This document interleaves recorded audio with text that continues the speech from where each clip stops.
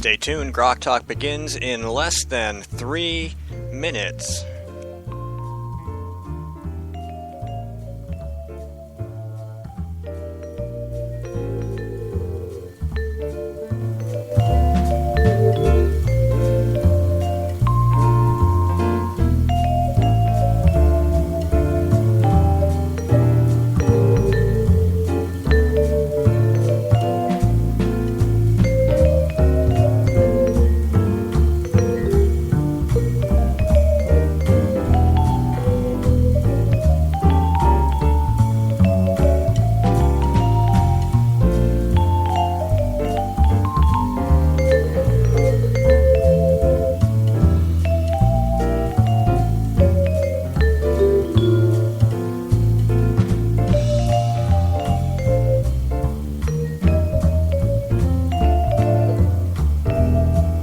Stay tuned, GrokTALK will begin in just 2 minutes.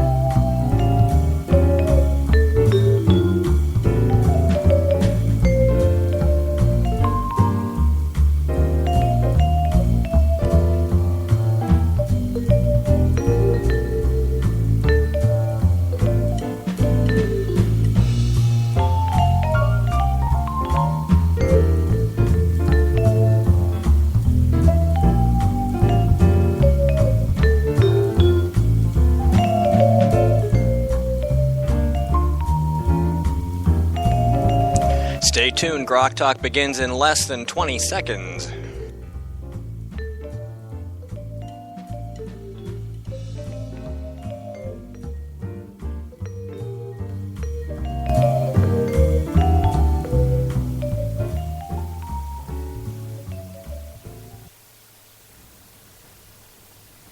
Three, two, one.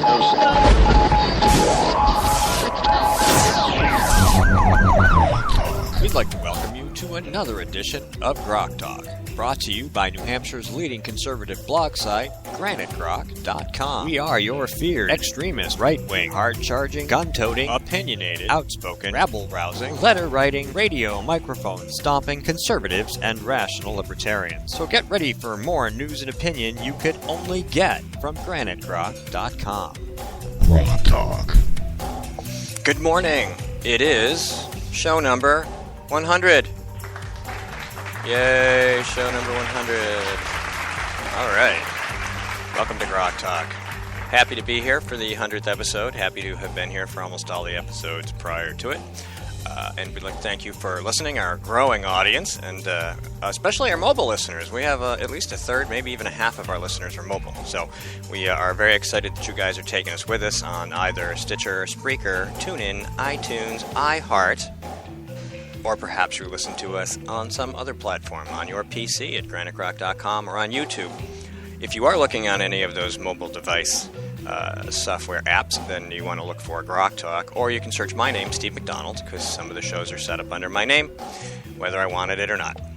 So we got another great show as always, show 100 no different from the others, although the stream is working this week, which wasn't last week, so that's a huge improvement, and we've improved our ability to get it up on the page. Got a little intro about 3 minutes before with some music running to let people know that it was there and that the show would be starting. So we are here. We are expecting Max Abramson to come on. It's not on yet. You got to go turn it on because it won't come up without the camera on. Mike is here getting the video stream set, and Max Abramson will be in to talk to us about the Mark Richardson mistrial and a couple other issues in our Justice segment. We are also expecting Emily Sandblade to come in from the Women's Defense League, former State Representative Emily Sandblade. She's going to talk to us about concealed carry, about the history, and we're going to talk about the press conference and some other lovely things. They're going to go through the primarily the poll results that we posted at GraniteGrok.com this week, and that went public Tuesday morning right before their press conference at noon. And we will also have David Bozell back. And we are going to talk about the most recent Fifth Circuit Court ruling on the amnesty injunction.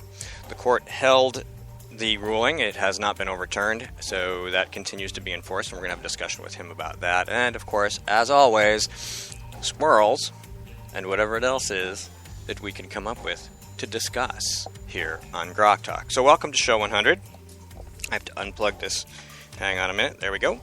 Because, that's just the way it is. So we also have to do our WTF this week, and we have always plenty of choices, and you're certainly welcome to chime in if you'd like to. You can email me at steve@granitegrok.com. I didn't do any pre-tweets this week, so I don't know how much Twitter activity there will be. A lot of things going on here, and not as many hands as usual. And are you confused? Did we use the microphone on this one? No, because that's directly... Oh, wait, you turn it on anyway. Yeah. See, Skip will be back for a visit. He's gonna come off his island on the sabbatical island and come visit us next week to fill in for you. So that'll be good. Yeah, and I'll phone it in. I'm gonna phone it in. Okay, cool. Because Ed's gonna come in and help. We were gonna take you may not need me. There's gonna be enough people. There could be. Yeah. We were gonna take next week off because Mike won't be available, but I have to go to a graduation ceremony on the 13th. So rather than skip 2 weeks, we figured we'd just juggle a schedule a little, and I asked for some help, and a few people said, oh, I'll come in and do this and that, and so on and so forth. So instead of skipping 2 weeks broadcasting, we're going to have Skip for 1 week. Right. We're going to have Skip 1 week, and we're going to skip the second week. That's exactly correct. Anyway... Or I learned to operate that board. Are you... Or actually, you have to learn to operate these all at once. So, unions in Los Angeles... this week announced, now they've been pushing really, really hard for the $15 an hour universal LA city minimum wage. And it's been going on for a while, and it looks like the LA City Council is ready to push this thing through because they push through every crazy idea that any liberal, coughs up when they get out of their little progressive beds in the morning. And so now the union's like, well, we'd like an exception. We'd like a waiver. We don't want to be part of that $15 an hour minimum wage. We can't afford because and this is what they said, with a collective bargaining agreement, a business owner and the employees negotiate an agreement that works for both of them. The agreement allows each party to prioritize what is important to them. This provision gives the parties the option, the freedom to negotiate that agreement, and that is a good thing. Now, that is easily the most libertarian, conservative position on an agreement between an employer and an employee I've ever read. Can you sit in that chair? Because you'll be in the camera better. And then he won't have to adjust it because we just went through this whole thing. And that's coming from the unions because they don't want to be tied down by the $15 an hour minimum well, theirs wage. isn't exactly a libertarian position. Well, their position isn't, but that's the position they took. Right, because they want to force you to join them and pay dues to launder for Democrats while they then negotiate on your behalf. So Correct. It's not exactly a libertarian free market, but what they are saying is that the right of contract should be supreme compared to a $15 minimum wage. Their motivations are never going to be free market in this instance, but their position, that the argument they're making is. So I just found that to be fascinating. We also had Senator Jeff Woodburn, who, in regard to some tax cuts that were proposed in the budget, said that for small businesses, the Senate has proposed cutting the BPT by 0.4% and the BET by 0.075% in total by the end of 2019. So it's tiny. It won't make a huge difference, but they're trying to send a message that, look, we really are serious about improving the business environment. Anyway, Senator Woodburn's like, I believe we should be building an economy from the bottom up. What's more bottom than small business owners? Don't they employ most of the people in the state? Aren't they responsible? Well, you see, the Democrats' view of bottom up is that the money comes off the money tree and they give it away to everybody at the bottom. Good morning, Max. Good morning. How are you? Good. Thanks for coming in to help. Max is here to help co-host, as well as to fill us in on some information. We're going to get right to that. We're going to talk about Mark Richardson's mistrial and some other things that we discussed. Massachusetts dumping sex offenders in New Hampshire, I think, was one of the subjects. It's an interesting week. Right. I attended the Mark Richardson trial last week, We were surprised to see that the jury continued deliberating all the way until Tuesday. 2 days of deliberation. At the very end of 2 days of deliberation, we found that there was a mistrial, and the news, of course, reported. I attended the trial, but I missed the verdict. Apparently, one of the jurors thought that if Mike Bergeron was on pot, that marijuana would give him superhuman strength, and that would have made 275-pound Officer Mark Richardson afraid. So, I posted a video on social media of the trial of the Incredible Hulk. I've heard that, but now that you said it, I mean, I read bits of it, but I don't think I ever heard the entire thought in one. And I'm just, what? Where do they get the people for these juries? I have 100%. I have no clue. I mean, pot makes you lazy and stupid, like booze. Mike, can you do me a favor real quick? Can you just go to the site and check the streams and make sure everything's working like it's supposed to? Sure. I did due diligence, and I looked through all the social media, and I looked at the opinions to see if I couldn't be the only one, and it turns out absolutely no one anywhere outside of that courthouse seemed to think that Richardson was innocent, and people in my town are furious that Richardson is getting off. Now, apparently, 4 of the jurors thought that he was innocent or were ready to acquit out of the 12. But to have anyone, after seeing the video... Now, I saw the rest of the video. You saw the video of him coming down the hallway and slamming him into the wall. What you don't see is the video of Bergeron, Adam Laurent, Officer Hersey, and Mark Richardson in the booking room. Just before that, it turns out the Seabrook police have been saying for as long as this video's been out, oh, well, he was being belligerent and spitting at them and using profanity, and he was dangerous to the Seabrook police. Wasn't he handcuffed?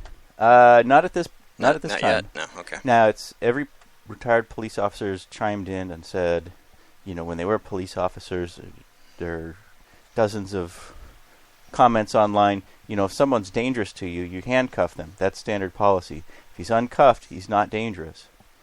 So, Mike Bergeron, who lives in my town, and his family lives in my town, Mike Bergeron was not handcuffed. He was just being walked down the hall. It turns out, right before this incident happened, Mike Bergeron is standing up. He didn't assault officers, as they said. All he did was at one point, he's up like this with his arms about.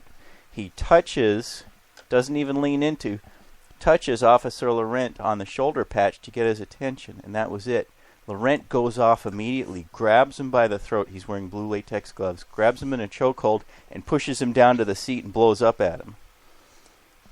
Seconds later, Richardson grabs Mike Bergeron by the arm, takes him out to the hallway, and slams him into the wall. When you see that Richardson had made this decision right at that point when Laurent slams him down onto the seat, you see that it's a premeditated act, and walking him out into the hallway, he already has the idea in his mind that he's going to find a good spot and slam his head into the wall and teach him a lesson. So they then argue, well, self-defense, or it's not excessive force, or the officers thought they might have been in danger, and obviously they were in no danger whatsoever. Mike Bergeron weighs a little bit less than half of what Richardson weighs, and there are 4 officers out there, and none of them appears to be in any danger, and the fact that they're laughing this off, having a great time, seems to show that they don't feel that they're in any danger. Now, the Attorney General's office had 2 prosecutors going at this case, and they made note of some of these things, and but the video really tells the story. It's the whole video from the Sally Port. It's about a little over 20 minutes of video from the Sally Port to the booking room to the hallway and the fingerprinting room. It's pretty obvious that Bergeron's not a threat to anyone. He's just being a douchebag. And I think everyone who was in the courtroom who saw that video, I think it was pretty obvious that it was just a violent attack. Now, what they did not testify to was, and what was not allowed in as evidence, was the fact that Mike Bergeron was struck so hard that it caused brain damage. Chipped a tooth and left a permanent bump on his head and so forth, and those are not generally considered serious bodily injury for purposes of felony assault. However, He did suffer permanent brain damage, and the people who know him, including his family, know that he suffered permanent brain damage from all of this. So Richardson has done some serious damage to him and is apparently getting off, although we don't know if he's going to be retried or not. Yeah, I know they said they could retry it. I'm in favor of a little public lynching here. Well, that's sort of what they said. It was the way that the Seabrook Police Department casually and habitually handled it. Bergeron was forced to accept a plea deal under threat of they were going to lie about what happened. They were ready to go to the stand and lie, as they do all the time, as they did in my self-defense case. Now, of course, all of this presents Lori materials on Officer Hersey, who testified, but also Sergeant Wasson, Officer Bucheri, Officer Tetro, some of the other police officers involved in my self-defense case, involved in the investigation there. So this may result in a new trial and hopefully get a second shot at that. Who's going to vet these? Who's going to vet these jury candidates? Because apparently the Attorney General's office didn't do too terribly good of a job. Usually the prosecutor has access to the jury list. You have to rent it. It's something like $150 to rent the jury list if you're on the defense. Now the prosecutor can go back and look at everyone's criminal records, see if they've served on a jury before. They can get access to personal information. They can go look up jurors and without a warrant, they can get access to your Facebook account and see what you've said, and they remove jurors who appear to be inclined to acquit. So the prosecutor here would be the ones prosecuting on behalf of Bergeron, right? Right. I just make sure I got it the right way around. Attorney General's office. Now, in the past, the Attorney General's office has always come in when there are allegations of rape, dropping charges in exchange for a blowjob. That's happened twice in the last 2 or 3 years. Falsifying reports when there's evidence, when there are formal complaints or there's evidence of criminal wrongdoing, the Attorney General's office has come in and poo-pooed things. So now I didn't see much evidence during the trial of them trying to throw the case, but they could have prosecuted a little more ambitiously. And they did not even call Mike Bergeron to the stand. They didn't call anyone who knew Mike Bergeron to the stand except for his mother. And they didn't ask her very many questions. So, there are a few lingering doubts in my head. Was this just another one of their, because half-assed? I would be inclined to call one of the doctors to the stand, for example. And yet the Attorney General's office agreed to a stipulation where they kept out evidence of physical damage to Bergeron, which is very unusual, and it didn't sound like they got anything back in exchange for that stipulation. I guess Bergeron's not in the Tea Party. We'll be right back. Stay tuned. This is a coalition of New Hampshire taxpayers. We're located at 8 North Main in Concord, New Hampshire. This is the repository for all things conservative and municipal. So if you have a problem in your town, your school, your budget committee, the right to know law, and now the top of our list is voter fraud. You have a tip for us, some information for us, you want to join or help us out, cnht.org.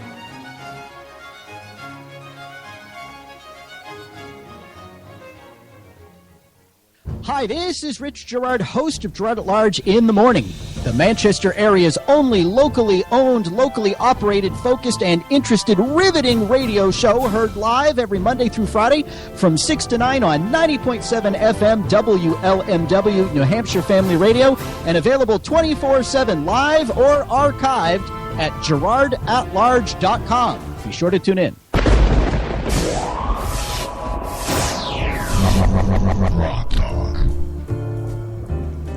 Welcome back to GrokTALK. We have Max Abramson here with us. We were talking about the Mark Richardson mistrial. Just a small piece of the criminal justice issue in the state of New Hampshire, and of course ties to our always reliable Attorney General. And the prosecutorial court system, blah, blah, blah, blah. I don't know. We've spent a lot of time talking about how horrible it is. Adversarial system. Mm-hmm. Dick Marple spoke to me and he said, New Hampshire has one of the most corrupt judiciaries in the country. It does. Representative Dick Marple. And he's right on with that. And the problem is trying to reach the voters and let them know that we, the platform Republicans, the freedom wing of the party, are working very, very, very hard to try to expose corruption, get rid of bad judges, prosecute serious cases, and open the whole system up, let the sun shine in, let the scrutiny shine in. And yet, the Jaspercrats and the Democrats are voting as a bloc, on one hand, to prevent any bill from going through, HB 214, which would have required that police officers, if they witness criminal conduct like that, report criminal conduct, or they would be guilty of a violation or misdemeanor themselves. Would require that supervisors fire police officers when they're caught doing things that are illegal, dishonest, criminal on the job. We had 2 bills go through, and ironically, they both went through the House Criminal Justice Committee, and ironically, both of them were fought by the law enforcement lobby and by 2 former police chiefs, Officer John Thole, who's a Jaspercrat, a longtime Jasper supporter, and Linda Sesa, who's a Democrat, who was a former Portsmouth police chief. So you have these former police officers there. 4 of the members of the Criminal Justice Committee are former cops themselves, or they're related to cops. So they're the ones who are fighting any effort at police accountability. Right, and that's on a statewide level. I mean, whilst I was suggesting it might be poetic justice for the citizens to get together and take their pitchforks and torches down to the police station and demand change, more seriously, what you need is an activist movement in the town to pack the Board of Selectmen and insist that the police department is remade. That's a good point. The problem is in Seabrook we have 3 selectmen, and none of them want to stand up to the police union. The police union is very powerful even after cases like this.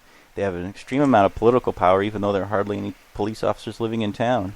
There's so many people who are closely connected with this good old boy network that they have. Of course, the town jobs, the no-bid contracts, the buddy-buddy system that exists in almost every town. So the town is policed by outsiders, and the selectmen have no say in it? Pretty much. But what if the selectmen do appoint the police chief, correct? Well, they are in effect told who to appoint. So, but if you manage to turn over all of the selectmen, which would be virtually impossible, we managed to get Brendan Kelly on, who is a libertarian who served as selectman for a couple of terms, and I thought he did a pretty good job. But when you're 1 vote out of 3, you can't do very much, and the worst part is that we have a town manager form of government, which means the town manager gets appointed.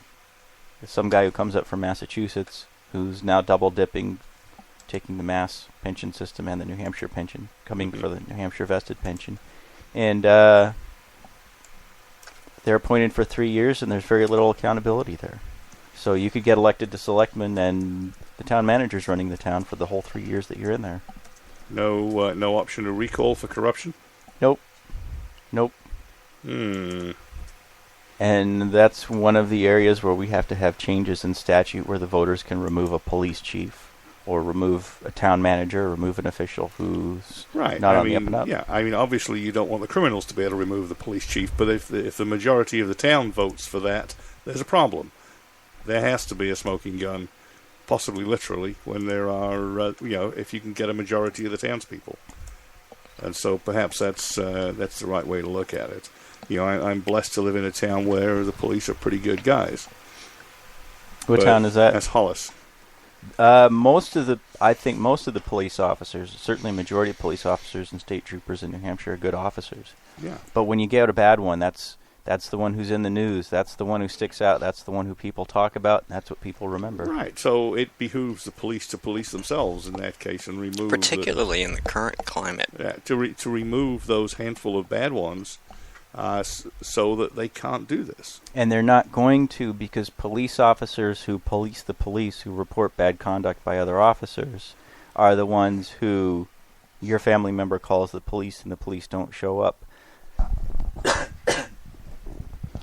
You as a police officer, in the same way I was on the receiving end of retaliation for a long time, you as a police officer would be on the receiving end of retaliation. There are police officers who go to jail, and they're almost always police officers who were pointing the finger saying, hey, that's corruption. Hey, you've got the police chief trafficking in illegal drugs. You've got, these police officers roughing people up almost every night. You've got police officers filing bogus charges or planting drugs on people. And even when they finally get it on video, There was a police officer at a traffic stop who was caught by his own dash cam videos stuffing drugs down the guy's pocket. It was about to go to trial. The defense attorney caught the video, and it went on the news, and it became a national sensation for a short time. But the guy got caught. He got fired. He was prosecuted. I don't know if he ever went to jail for it. But the thin blue line is alive and well. Mark Preston, the officer who I defeated in the November election, he had his drunk driving incident, and he was so drunk that he destroyed 2 vehicles, sent 2 people to the hospital, threw his badge on the seat, walked away, and expected to be covered by the Brotherhood, as he said. He's arguing with the cop and saying, "You better not come through Seabrook." If you're going to arrest an officer just for causing a drunk driving accident, they believe they're exempt, and they think that they've got a right to just ignore the law and ignore people's rights and just do whatever they want, make up their own laws. And that's just the attitude that a lot of them have. That stinks. And that's why the laws have to be changed, and that's why we have to vote independently. That's why we have to look at the voting records. That's why we have to vote out politicians like Linda Sesa and John Thole. Whether they run as a Republican or Democrat, we have to toss them out. Yeah, and I'm glad you said run as, because that's the problem with some of our Republicans, is that they run as Republicans. They're not. Well, they're politicians who find that it's politically expedient to... Right at the end of the table, ma'am. Cool. More guests. Emily Sandblade's here. We'll be talking to her in the next segment. I'm sorry, go ahead. So, the next big issue is the special election that was going in Seabrook and Hampton Falls for Rio Tilton. Elaine Ahern is running. She has a 0.0% voting record with the House Republican Alliance, which indicates, since no other Democrat has that, it indicates she's going in with the pink sheet, and she's just automatically voting against the pink sheet. She's voting against the Republicans every time. Most of the Democrats have 20, 25, 30% scores. Which means they're thinking instead of just reacting. Right. So pink sheets should turn into pink slips automatically. That's her...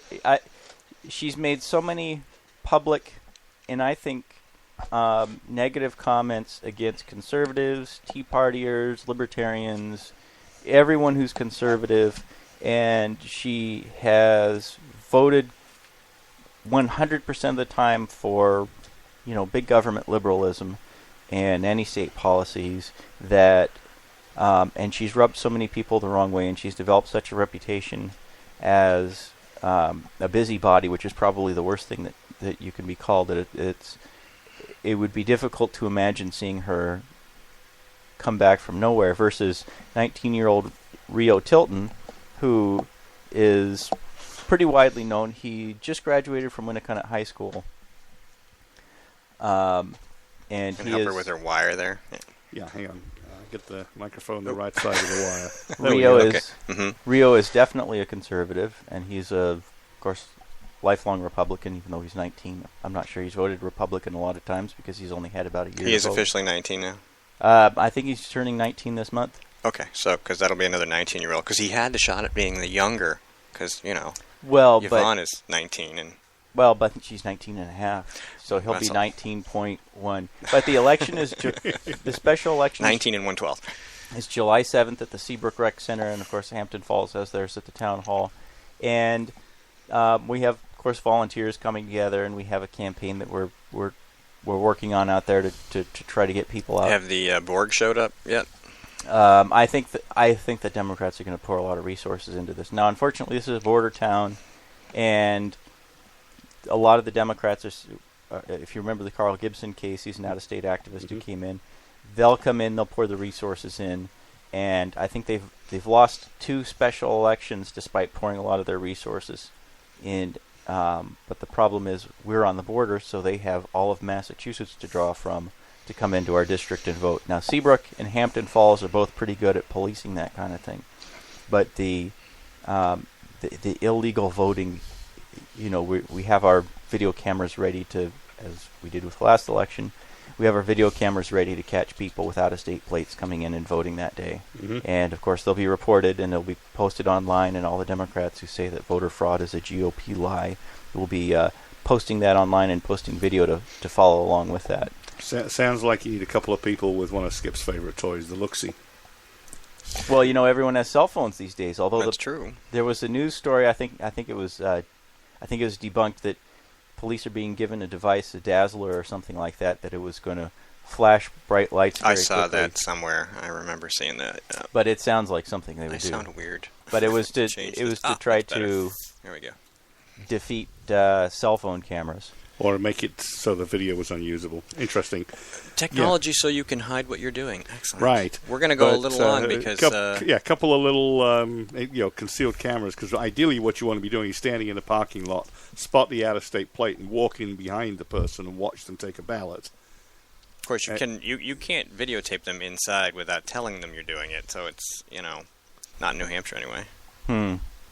Unless you've got a big sign on you that says, I'm recording you, you could get in a heck of a lot of trouble for that. And the Attorney General would prosecute that. You know what you do is you wear a T-shirt saying, I am recording everything around me. And their eyes will glide right off it. They won't see it. That's true. But you told them. Guarantee you, if a sign's obvious enough, people don't notice it. Yeah, when I wear my Cop Block T-shirt, everyone recognizes it. I have a Cop Block hat because for a very brief period of time, where I work, we had a relationship with them, and because we used to do a lot of public safety PCs and computers, we had them in a couple towns around here, but a lot of them were out of state, Massachusetts, down in Connecticut, and a couple other places. So we are going to take a short break, because we didn't have to make a phone call, and it's going to start in a couple of seconds. Let me turn off some headsets so people don't start making all kinds of funny noises. We'll be right back. Stay tuned. This is a coalition of New Hampshire taxpayers. We're located at 8 North Main in Concord, New Hampshire. This is a repository for all things conservative and municipal. So if you have a problem in your town, your school, your budget committee, the right to know law, and now at the top of our list is voter fraud. You have a tip for us, some information for us, you want to join or help us out, cnht.org.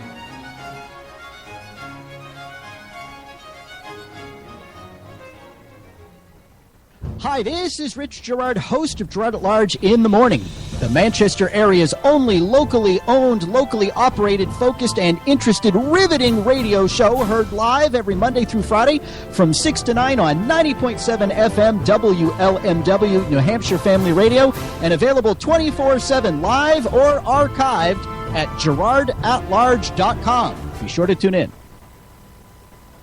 GrokTALK. 3, 2, 1.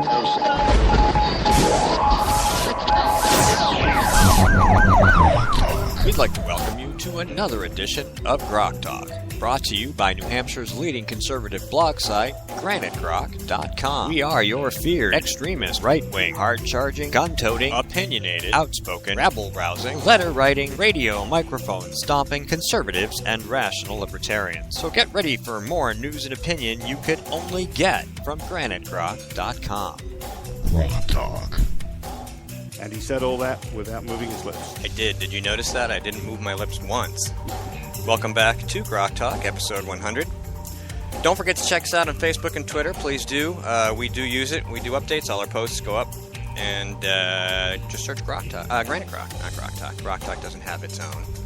Granite Grok, and you'll get all that good stuff. And as a reminder, Spreaker, TuneIn, iTunes, Stitcher, iHeartRadio, and of course, GraniteGrok.com.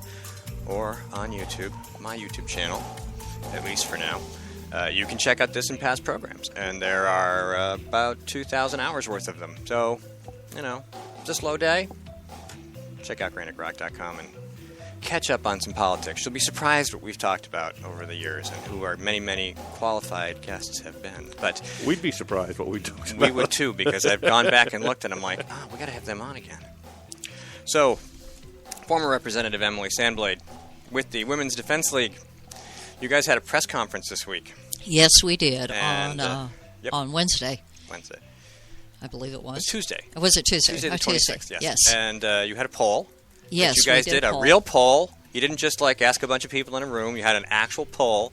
We did the usual scientific poll where we selected quite a number of voters at random, 833 it turned out. Yep, over 800. And we got some very interesting results from this poll. And this was a poll where, we didn't know any of the voters that we asked. It was all very, very random. And we called people all over New Hampshire and all the counties all over New Hampshire. And we called people regardless of voter registration, regardless of gender. It was just one of those polls that we wanted to find out what people in New Hampshire really, truly thought about the issue of concealed carry permits. This is in relation to SB 116, which the House and Senate both passed with good-sized majorities, and the governor is saying that she's going to veto it. And the reason the governor said she was going to veto it is because of one question in about a 40-question poll by Public Policy Polling that asked, do you approve or disapprove of concealed carry licenses? And the majority of people answered yes. And this was taken, this was extremely out of context. And people didn't, it was out of the blue. People didn't have anything, any background or anything about it.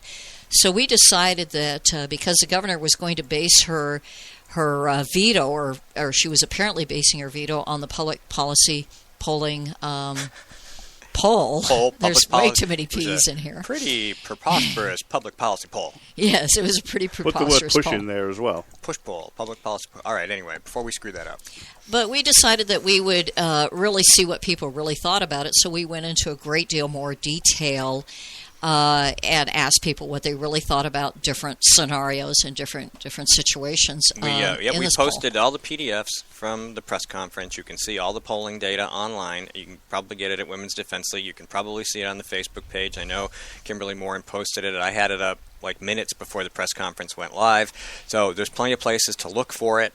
But we're going to go through this because this is pretty good stuff. We definitely have it at the Women's Defense League. I actually don't represent the Women's Defense League. Oh, you don't? Okay. No, I work for the Women's Independent Majority Polling Project. So, and I'm the statistician for them. Mm-hmm. So can't imagine that's what why. I do. Oh, it's just all that math and physics. Yeah, just a little STEM. Just a little STEM. So it wasn't Common Core. Oh no, God no! Can you imagine? We'd be looking at pictures. Oh, it'd be worse than that. Tell me how you feel. Anyway, we had some pretty interesting results. We found out that 88% of the people polled support the right of women to defend themselves with a firearm in a dangerous situation. That was the very first question that we asked people, and we just, we didn't have anything before that. And that's a pretty good indicator that people really do believe that in a life-threatening situation that a person should be able to defend themselves with a firearm. Well, certainly. That's a reasonable mode of defense. And that really removes all the presumptions that come with questions before it. You're asking a simple question. Should a woman be able to defend herself, period, first of all, but with a firearm in a dangerous situation? There isn't any fluff in there. There's no debate. There's no fine-tuning, crazy. It's just a question. And the answer is 88% of people in New Hampshire that you polled are like, yeah. And who wouldn't? I don't know about the other 12%, but...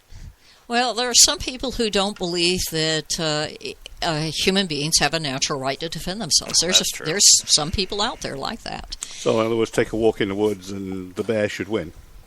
Yes, exactly. They work at Greenpeace, the World Wildlife Federation.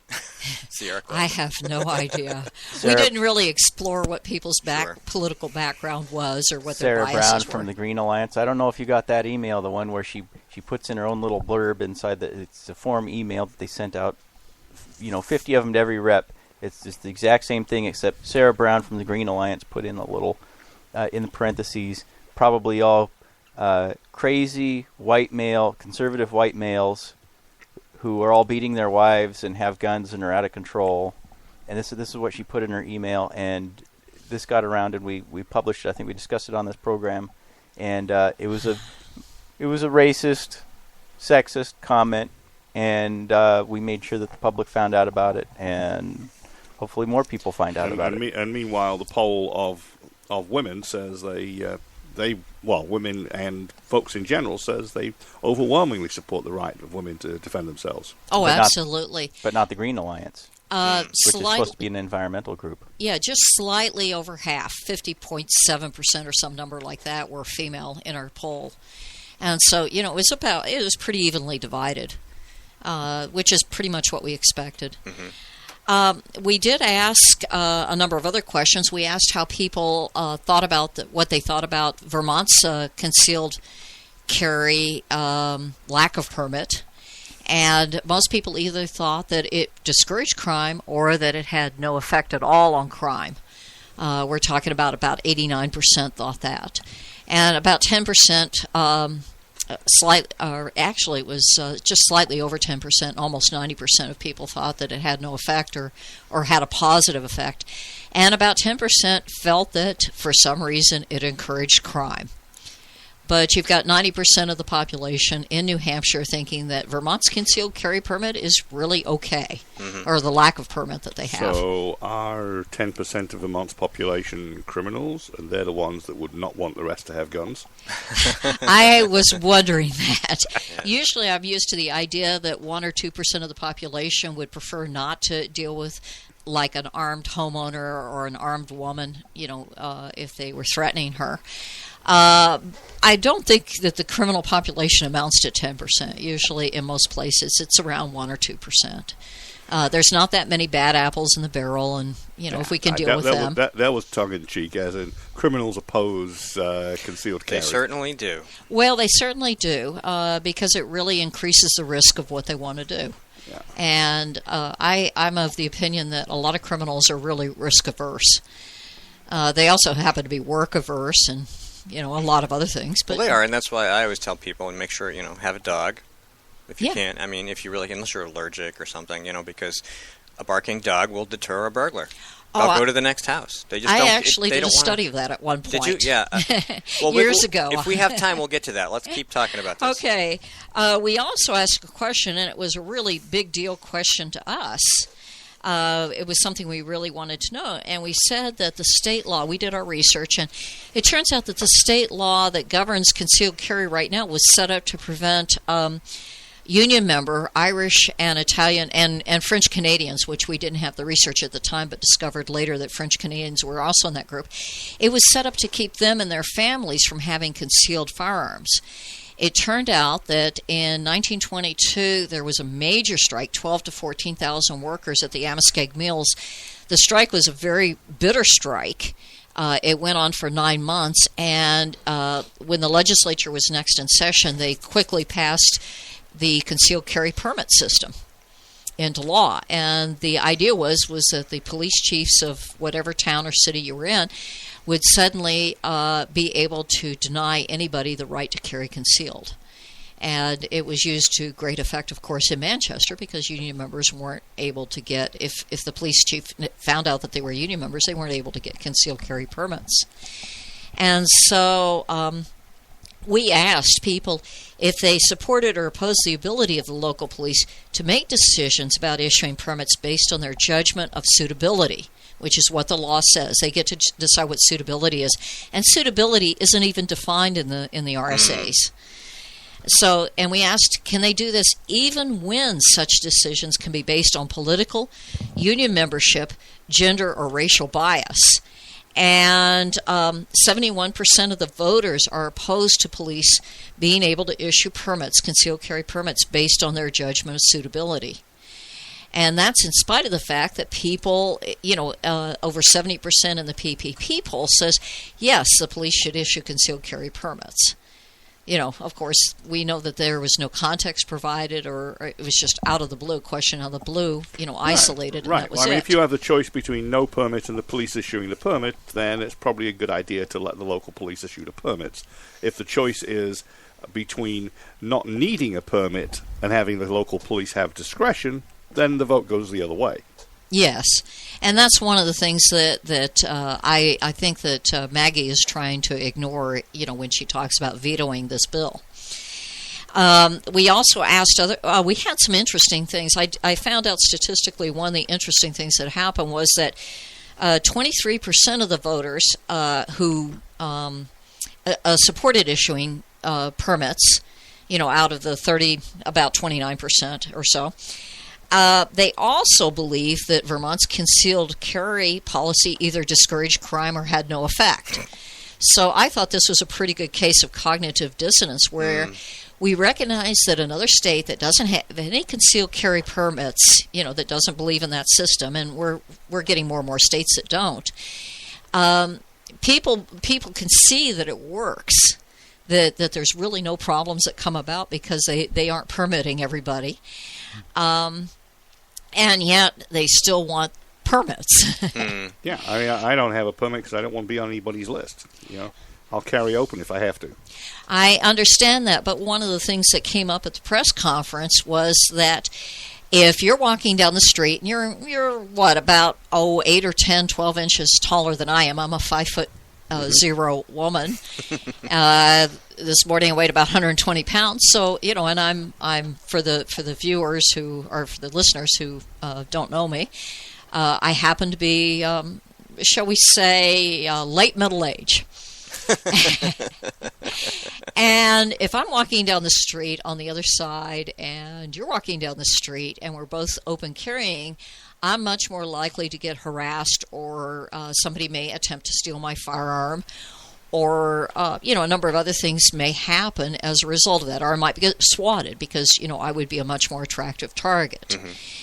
And one of the things that concealed carry permits do is they discriminate against women, which is why the Women's Defense League was very much, in favor of doing this poll. That's why it was so important to them to do this poll, right, and to understand, what the situation was with concealed carry permits in public opinion. Right. And because of the old adage about the armed society being a polite society, and if you don't know who's carrying, you'll be at least initially polite.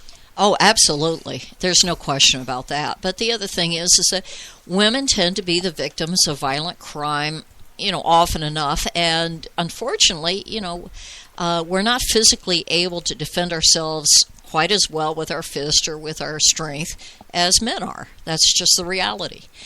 And so rather than cower hiding in our houses, which is an unrealistic thing to expect us to do, we can use the great equalizer. Mm-hmm. And we have the ability to defend ourselves using a little bit of technology.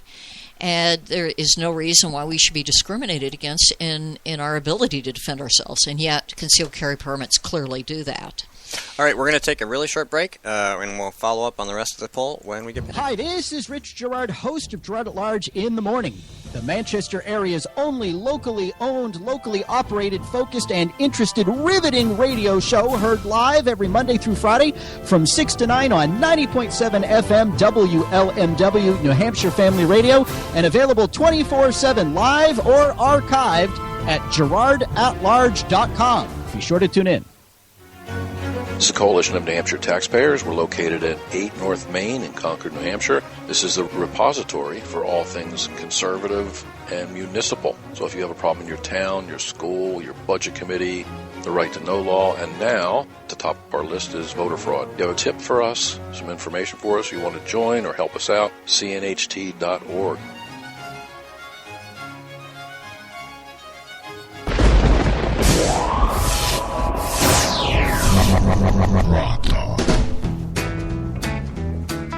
We are GrokTALK, here with former Representative Emily Sandblade, not of the Women's Defense League, but representing the data that was crunched for this fabulous poll that you're talking about. Yep. Yes. And we're gonna go right to Max first here because he made an observation in the break, and we wanted to make sure we got that.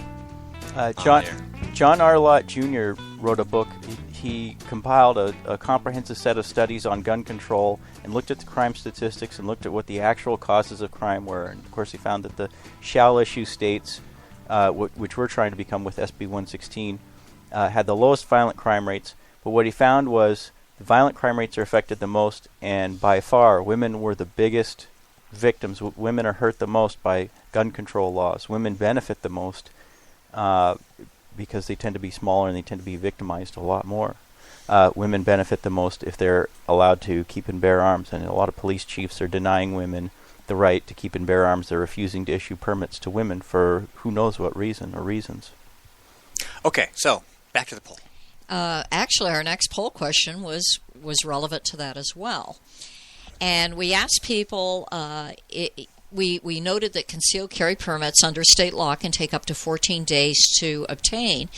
And we asked if there should be an exception for women who are victims of domestic violence to be able to protect themselves and their children outside their homes while they're waiting for a permit. And 67% of those who we surveyed believe that there should be such an exception in the law. So there is that recognition that in a number of cases, women could benefit from being able to carry a concealed firearm, and it looks like most people believe that this is a pretty common sense type of thing to do. We also asked people what they thought about the situation where, in general, only law-abiding residents are applying for concealed permits. The state police do process some of the permits, and they reported in their testimony on SB 116 that they have very, very, very, very few rejections based on criminal record. It's like a few a year. It's so small that it's almost statistically insignificant. So you have to ask yourself, is that because there are so few criminals trying to get guns, or is it because there are so few criminals who are stupid enough to go put themselves through the system when they've already got a record? Well, that's our question, except we phrased it a little bit differently, but that's what we were trying to get people to tell us what they thought. And we asked them if they believe that concealed carry permits are ineffective in preventing criminals from carrying a concealed weapon. And 76% of them believe so. And of that 76%, what we found out when we broke that out, which was kind of stunning, was 72% of Democrats believe that, and 76% of Republicans and 79% of undeclared voters believe that. Mm-hmm. So they really don't see the concealed carry permits as effective in preventing people who shouldn't be carrying anyway and who are prohibited from carrying under federal law. We don't really need a state law to back this up. They believe that we don't need concealed carry permits to prevent, or that they don't work in preventing criminals from carrying concealed firearms. What they do is they work in preventing people who are law-abiding from defending themselves. That's the only people who would not do it. I mean, if you're not a law-abiding citizen, what do you care? Right. Yes. So if I choose to carry concealed without a permit, I am not a law-abiding citizen by definition, and I don't do that. I would not carry concealed without a permit under the current regime. But by definition, a non-law-abiding citizen doesn't care, and the law-abiding citizen gets caught short. Yes, exactly. We're the ones who are being disarmed, in other words. Mm-hmm. Yeah. And especially women, because women are considerably less likely to apply for a permit, and they're often in the situation where they really don't even consider the need for a concealed firearm until they're in direct danger from domestic violence, stalking, and the like. And as a result, they end up in a situation where they put their lives at risk for a number of weeks, even if they do apply for a permit. And there's also an issue where we have heard stories about how women who are involved in domestic violence situations, who feel the need to protect themselves and their children, are being denied permits and end up having to go through an appeals process, which can take at least a month or so. To deal with that. So it's a really bad situation as it is right now for women. Do they have typical grounds when they deny under those circumstances? Like, you're emotionally distressed, you might be inclined to use it? Go ahead, Max. In Seabrook, we've had 4 people who I know of, at least 4, who were denied a pistol revolver license by the prior police chief. None of the 4 were crazy. None of the 4 were dangerous. None of them were criminals. They all passed the federal background check. Correct. They all bought a firearm legally. And 2 or 3 of them were armed service vets. And all 4 of them were individuals who were disliked by the police chief. They'd filed formal complaints. They'd spoken up at deliberative session against measures that he wanted. It was all personal animosity. And all of the cases that I'm aware of throughout the state where police chiefs are denying people a pistol revolver license, it's absolutely personal animosity in every single case. I've never heard of. If they were trying to get permission for gender reassignment, there would have been a huge uproar. Of course. Maybe we should do that at some point. Okay, so what's next? Anyway, that's pretty much what we asked. We did ask one final question, which was kind of an interesting question. One of the situations that we've become aware of over time is that most of the money that's financing Moms Demand Action and a number of other anti-firearms groups, and which has been promised to the Democrat Party, if they would pass anti-Second Amendment legislation is from Bloomberg, Michael Bloomberg, and his group. And what we asked people was how they felt about that. We pointed out that most of the money that's financing the effort in New Hampshire to defeat SB 116 comes from contributors who are out of state. And we asked people if they agreed or disagreed that a few wealthy out-of-state people should be able to influence New Hampshire state law. 89% of the people who responded to this question disagreed that this should be able to happen. They're very, very unhappy about the idea that a few out-of-state people can come in and just roll over in-state people and roll over the will of New Hampshire residents. And the New Hampshire Constitution. And the New Hampshire Constitution as well. You're absolutely right on that one. And we did a breakout of the people who actually thought that was okay, and we came up with 15% of the Democrats thought it was okay, so that means 85% did not. 8% of Republicans, and I'm wondering who they are, and 11% of the undeclareds. And that was a pretty enlightening question because there seems to be a lot of resentment about big money coming in and just trying to rule what happens here. Well, it's been a political narrative forever, really. I mean, at least for the last 10 years in New Hampshire, the Democrats certainly bring it up a lot, and we bring it up a lot because they do. So, it's an important question. I think people aren't aware of just how much outside money comes into the state. It's a small state, so that's going to happen. But when you have an issue like this, the people's elected legislature has spoken. They've made it clear that their constituents want this to pass, but yet the bulk of the resistance and the Democrat governor, who is probably going to veto it, are influenced by massive amounts of money coming from outside of the state of New Hampshire. Well, that's a pretty interesting thing because even PPP is a Beltway-type organization that was started by Democrats who wanted to have a polling capability. And so when you look at the bias, of each group that does polling, you have to accommodate the fact that they're going to look, that they're going to work with their bias. And I think that my bias is fairly obvious, and there's no question that we want to explore in depth what people think. And we don't have a problem with giving them the context that the concealed carry law works, in which it works. And so to pretend that PPP is not biased is not really a valid assumption. Oh, it definitely is. Definitely Yeah, is. there's no question about that. It was very clear from the rest of the questions that it was a Democrat polling organization.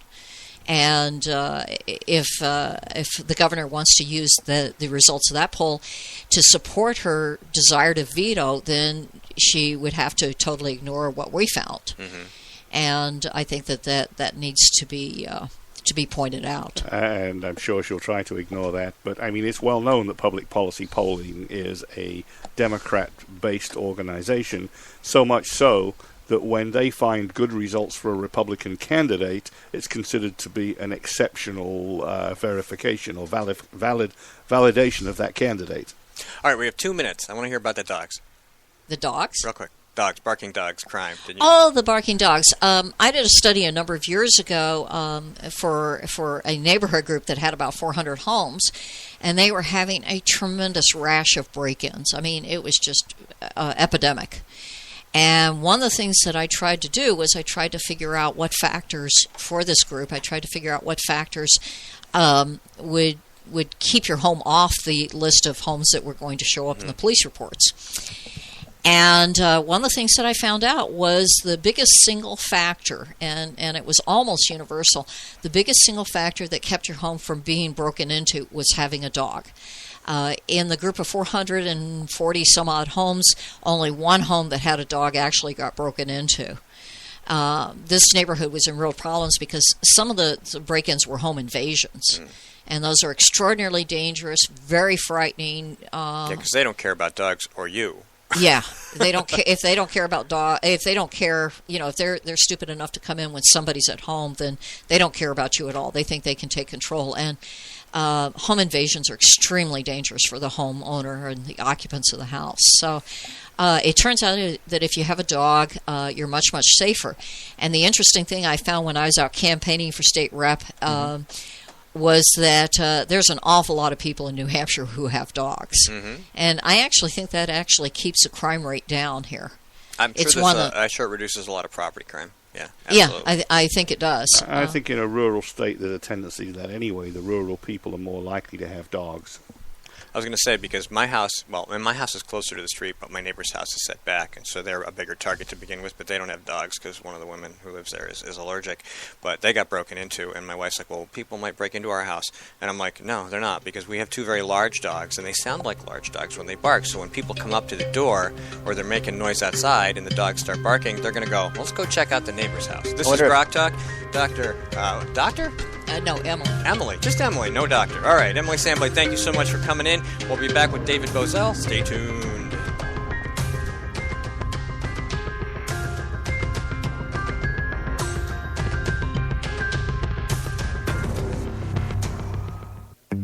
When asked whether she still supports Obamacare, Senator Jeanne Shaheen said, "Yes, I do continue to support the law. We're beginning to see some positive results." How can Senator Shaheen say we're seeing positive results when 22,000 of our neighbors have already lost their health insurance? What's worse, the Boston Globe reports the state's only health insurance provider radically reduced the number of hospitals in their network, forcing some people to drive over an hour for lab work, even when there's a hospital within a few miles of their home. When pressed about lack of access, Shaheen said, "There are some hospitals that are not covered, unfortunately, and I certainly hope that's going to change." Jeanne Shaheen promised us we could keep our doctors and our healthcare coverage. Now she hopes we can get to a local hospital? Call Senator Shaheen at 603-647-7500. Tell her we need more than hope. We need leadership. Paid for by Citizens for a Strong New Hampshire. Hi, this is Rich Gerard, host of Gerard at Large in the Morning, the Manchester area's only locally owned, locally operated, focused, and interested riveting radio show, heard live every Monday through Friday from 6 to 9 on 90.7 FM WLMW New Hampshire Family Radio, and available 24/7 live or archived at GerardAtLarge.com. Be sure to tune in. This is a coalition of New Hampshire taxpayers. We're located at 8 North Main in Concord, New Hampshire. This is the repository for all things conservative and municipal. So if you have a problem in your town, your school, your budget committee, the right to know law, and now at the top of our list is voter fraud. You have a tip for us, some information for us, you want to join or help us out, cnht.org.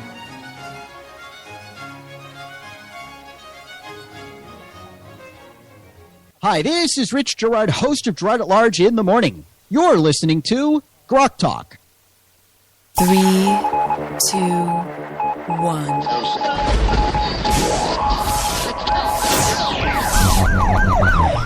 We'd like to welcome you to another edition of GrokTAK, brought to you by New Hampshire's leading conservative blog site, GraniteGrok.com. We are your feared extremist, right-wing, hard-charging, gun-toting, opinionated, outspoken, rabble-rousing, letter-writing, radio microphone stomping conservatives and rational libertarians. So get ready for more news and opinion you could only get from GraniteGrok.com. GrokTAK. Welcome back to GrokTAK, show 100. Yeah, I'm going to keep saying that because it's kind of cool. It is. Since Steve resurrected, let's be clear. Since Steve resurrected GrokTAK 2 years ago, we've had a pretty much unbroken, if not unblemished, record. And here we are at show 100 of the era of Steve. Thanks a lot. So anyway, to continue the legacy, if it were, we have our next guest, who's now a recurring guest, which is a great thing. David Bozell from For America is on the phone. David, good morning. What's up, guys? Congratulations. Hey, thank you. Thanks. So we're going to talk about this Fifth Circuit Court thing, but I pulled a couple of little paragraphs from some media, and I just want to read these real quick, and then we'll get into your segment.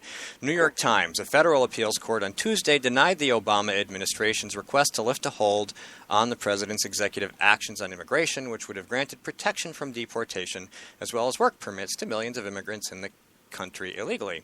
Washington Times. A federal appeals court refused to lift an injunction against President Obama's deportation amnesty in a ruling Tuesday that delivers a second major legal setback to the administration and keeps millions of illegal immigrants on hold. National Review. Once again, President Obama's unlawful amnesty push has suffered a legal blow. AP. President Obama's President Barack Obama's plan to shield as many as 5 million immigrants living in the U.S. from deportation remained on hold Tuesday. David Bozell, once again, the courts have proven what the rest of us know to be true. But does he care anyway? Well, David Bozell certainly does. No, Mr. Obama doesn't. Yeah. It makes you wonder why the Republicans funded the darn thing in the first place. It does, doesn't it?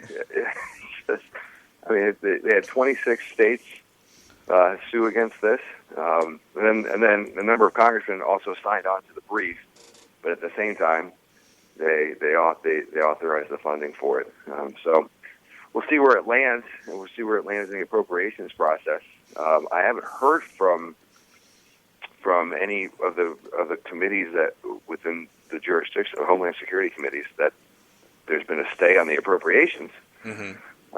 So that may very well be the case. But I haven't heard. And if I were running communications operations for the Republican Party, that'd be the first thing I'd be crowing about.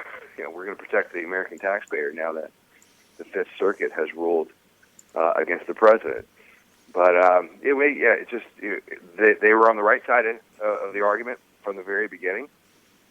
There was no reason for them to buckle when they did. No political advantageous reason anyway. And so here they are. And like we said in our statement, President Obama just kind of treats the Constitution like a tissue. Disregards it completely.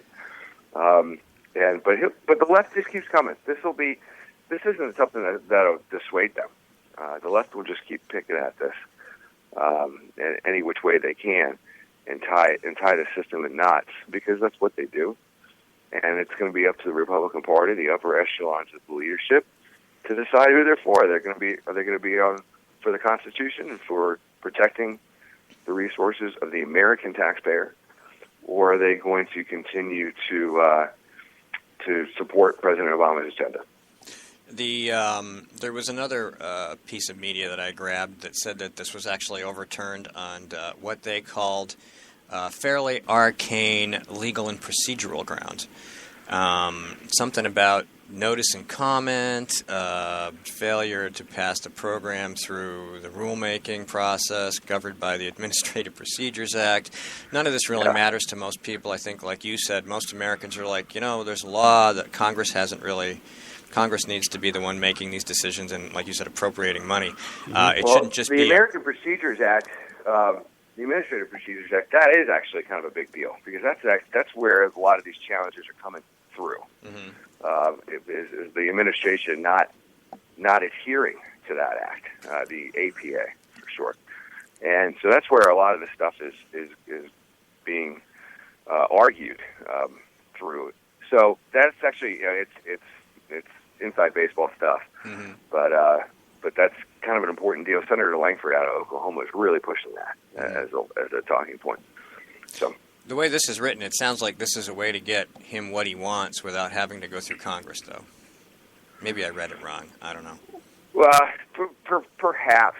Again, this stuff, like a lot of these debates, guys, it's really up to the Republican Party as to whether or not they're going to continue to appropriate resources, or are they going to do the right thing and close the bank window?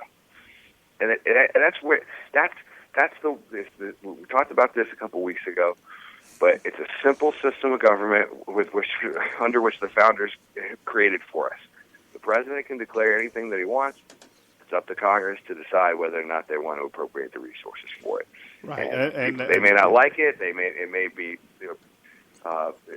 may cause political pain for either side, but that's the way the system is set up. And if you're going to run on these things, like the Republicans did, over 10,000 advertisements in the month of October 2014 alone, promising that they would stop the amnesty program. They have a moral obligation at this point to do everything possible. They funded it. They've broken their promise. They let Governor Abbott basically do the heavy lifting for them, and so they've got a little bit. They got something in the win column, but it's going to be up to Mitch McConnell and John Boehner to spike the football. Well, so we know if we leave it up to Mitch McConnell and John Boehner, they'll turn the win into a loss. It's just what they do. And the pictures of of Boehner whispering Obama's ear and McConnell cozying up to him and Boehner kissing Pelosi. I mean, the pictures out there say everything you need to know. There is no difference. They're all in the same club, and it's not ours. Well, but you see, look at what Rand Paul's doing with the NSA stuff. Now we can argue about whether or not he's right, but here's a guy who has his convictions, and he's taking the argument as far as he can possibly take it. I think eventually he probably has to compromise tomorrow night when the deadline arrives. But he's taking it as far as he can go, which is what you should do in negotiations. And if you have to compromise, you compromise without compromising your principles, and you go on offense as far as you possibly can go. Yeah, and we can argue. But look at Obama. Look at Obama's basically on bended knee to Rand Paul. Please, please, can I have my NSA, my master surveillance? I mean, the whole thing is so ironic, and most people don't notice just how ironic it is. And I think Ted Cruz is another one of principle, and he's actually in New Hampshire yesterday, today, and leaving tomorrow morning to go down to D.C. for this vote. And I know he's getting an earful over this, and he's been pretty strong on the Patriot Act too, and on budgetary matters. And these guys get vilified. We can argue whether some of the other stuff Rand Paul says, which gets a bit too close to blame America like his dad, is good for his ambitions, but he's absolutely a staunch advocate of smaller and constitutional government, and I can't fault him for that. I can't fault him for that either, and for where he gets himself into trouble, he did an ad the other day, picking on Ted Cruz. Why? Ted Cruz is not your enemy. It's like, why do that? And this is the Rand Paul camp is the first camp to complain when somebody criticizes their guy. And here they are, with a shot across the bow against Ted Cruz of all people. So that he's 2 steps forward, 1 step back, as far as I'm concerned. When it comes, he loses.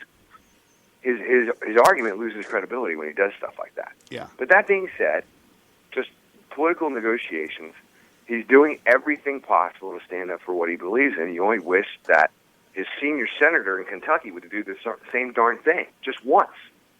But McConnell just refuses to do that sort of stuff. Does not know how to negotiate at all. So that's kind of the frustrating deal. But good for Senator Cruz for being up there and coming back to the vote. It's going to be really interesting to see what happens.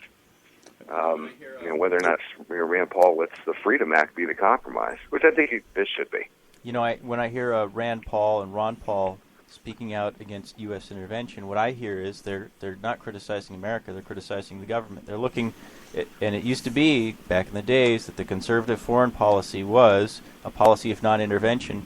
Let the people in other countries kill each other off. Let them have their own problems. We have America. Our government is supposed to work for us. It's supposed to deal with our problems back home. And I'm inclined to go that way, but sometimes I think the way it comes out doesn't do them any favors. And I think Ronald Reagan probably articulated it better than anyone, because the news media was always trying to do the same thing with Ronald Reagan that they're doing now with Rand Paul, which is twist his words around. And Ronald Reagan's his style of speaking was very, very simple and straightforward, and it was very difficult to twist his words around it. He was unquestionably pro-America, very much a supporter of the military and our veterans, and I think that resonated with people. Right, and I think the Freedom Act gets Rand Paul a step closer to what he wants, and that's why that'll be the compromise, close to the deadline tomorrow night. But he takes a page out of the left's playbook. Go as far as you can take it, and compromise only when necessary, and then wake up and fight it again the next day. Once you've moved the ball a few yards, and this is something that we've just been begging the Republican leadership, a strategy for the Republican leadership to adopt, but they are afraid of their own shadows, and the end result is. What happens? The polls, Obama goes up in the polls because of the Republicans' fecklessness. Because he's doing something. We may not agree, but he's doing something. We talked about that last week, 2 weeks ago when we had you on. Here's a question for you. Now, and Rand's going to benefit too for the same reason. It could be, we may not agree, but he's going to benefit. He's a smart guy. He's going to benefit in his polls because he's trying to do something. Correct. Yeah, and that's important.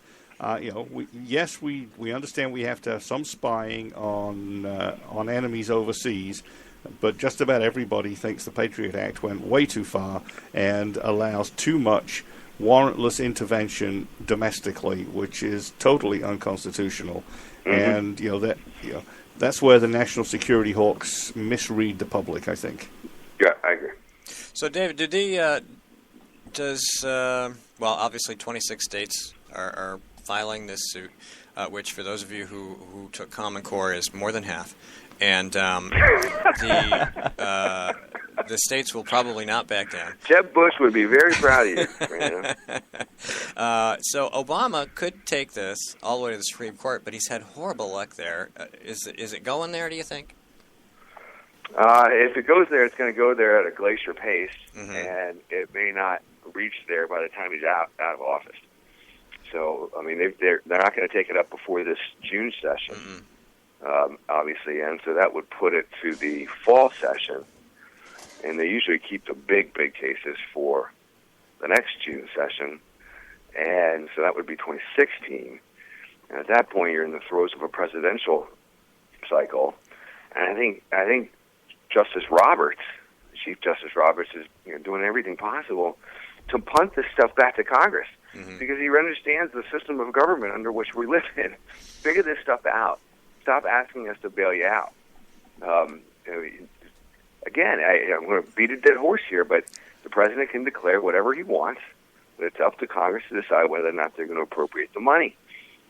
And so is it constitutional, unconstitutional? At some level, guys, it doesn't really matter. If it's going to enjoy bipartisan funding and bipartisan support, Chief Justice Roberts kind of looks at it and says, "Well, I guess I got to try to bail you out." And he obviously is uncomfortable in that spot. I think anybody would be. So he's asking the legislative body to stand up for itself and be an co-equal branch of government instead of just the rubber stamp that they've been the last 6 months. Yeah, they're afraid to nick anything out of the hide of any agency, even if it means standing up against Obama's excesses. Right. Well, look at speaking of the Supreme Court, look at the King versus Burwell case coming up. Now it's going to be probably announced late June, so you got about a month to go. How long have the Republicans had to figure out a replacement plan to Obamacare? 5 years? 6 years? Yeah. 7 years? 5. Now, least. let's say that the subsidies are taken away. You have 7 million plus who have lost their insurance, really through no fault of their own. They may have voted for Obama, but that's semi-incidental here. Through no fault of their own, their insurance is going to get taken away. So what do you do? The Republicans have no idea, no plan. They talk a good game. They say they're really working hard on it. Well, get it together. You're going to get vilified by the left and by the president who has the bully pulpit. Get it together. Come together around a plan. Sell it early and often to the American people and make your case. It's not that hard. Stop being so afraid of putting something on paper and putting a proposal for the American people to study and digest. Well, they could have done it the way the Democrats did with Obamacare. I mean, people didn't want it, and yet they pushed so hard. Obviously, there were a lot of other things going on, but I mean, that model of promotion is really what they need. Yeah, they could have. I mean, it would be a little, not a little. I'm not a huge fan of that because the left was dishonest and just ramming it through without. I meant just they were in the press every day. There was always somebody out front talking about it and pushing it and making it sound great, even if it sucked. They had, and that's what they need to do. Yes, they do. Yes, they do. And they cannot seem to get their acts together. I've had meeting after meeting with these guys. Yes, there are lots of plans floating around. Well, That's not worth the paper they're printed on. This is what leadership is all about. Okay, this is what a Speaker of the House is supposed to do. This is what a majority leader is supposed to do. Supposed to get everybody in a room and say, guys, we're not leaving until we walk out of here with a comprehensive replacement to Obamacare today. Okay, and this is going to be our Republican platform today. And they've had, this is why they get crucified by independents and kind of purple Democrats across the country, because they don't feel as if the Republican Party has any ideas. I know there are plenty of solutions floating out there. Let's pick one and go with it. They've even said that they have solutions and temporary replacement subsidies while something like HSAs kick in, but we never see the legislation proposed. Exactly. This is what got Cantor into huge trouble. He came out of a Republican retreat. This is 2 years ago now, and he says that the House's top domestic priority is going to be a replacement to Obamacare. So astute reporters put a microphone in his face and said, "Okay, when are you going to vote on that?" And he said, "Well, maybe in a couple of months, maybe." Well, do you have the outline of a plan? No, we don't. Well, are you going to attach it to must-pass legislation? No, we won't. Well, then, what's the point of it all? We have no plan. It never happened. Yeah, we have no plan, no timetable, and no leverage, and we're telling you. But it's our top priority. Yeah, and we're telling you about it. Yep. Actually, your top priority is to look like a fool. That's your top priority. And I think he suffered the consequences politically. He did indeed. There's complete mismanagement of the floor. So hopefully Kevin McCarthy can do a little bit better.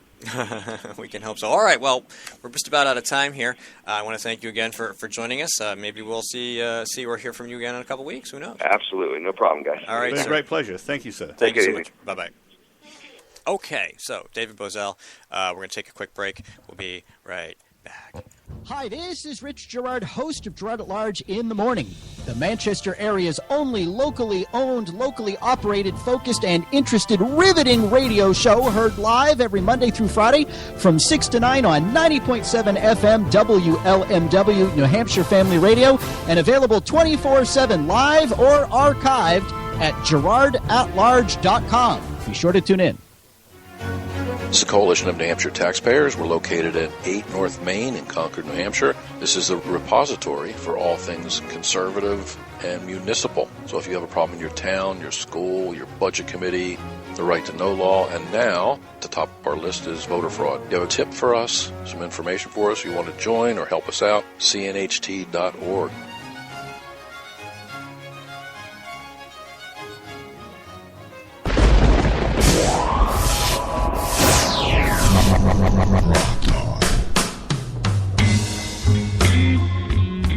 We are GrokTALK. Welcome to the middle of the third segment. We'll call it 3B of our 100th program. We are on Spreaker, TuneIn, iTunes, Stitcher, iHeartRadio, and of course at GraniteGrok.com. Haven't reminded you yet, check out cnht.org. Our willing sponsors here by allowing us to pile our junk up in the middle of one of their rooms. I won't call it anything else. I call it a studio, but let's be honest, it doesn't look like one. All right, we have about 7 minutes left in this segment, and then we're going to run through some legislation in the next segment, whatever strikes our fancy. We could do the WTF. We got time for that. Okay, so I actually picked a couple. What do we got? We got unions, $15, not for us. We've got Jeff Wilburn and his bottom feeder tax cut issue. What else happened this week? Ramadi fell, unless I'm a Ramadi fell. That was pretty bad. SB 221. SB 221. Is a bill that came in front of the... it wasn't voted on. We just had a hearing. It was a joint House-Senate hearing on the Hall of Reps, and they are trying to have the PSNH divest itself of an asset. They're estimating they'll get $100 million from the sale. Here's the problem. The scrubber alone is worth $450 million, and the rest of the facility is worth at least $500 million.